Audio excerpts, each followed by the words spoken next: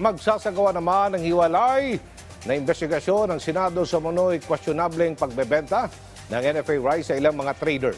Nakabatay ang investigasyon sa resolusyong inihain ni Senadora Amy Marcos.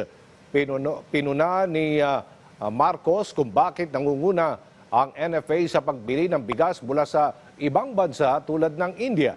Isa rin si Senator Cynthia Villar na chairperson ng Committee on Agriculture na nagsusulong ng investigation. Tanong ni Villar ay kung bakit ipinagbibili sa trader ang NFA rice gayong para ito sa mga mahirap at nangangailangan.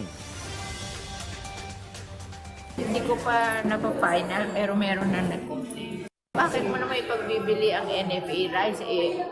Subsidy yun ng government for the people na kailangan ng rice like the victim of calamities at saka yung mahihirap na ang mahal-mahal ng rice sa market. Ba't ay pagbibili sa trader?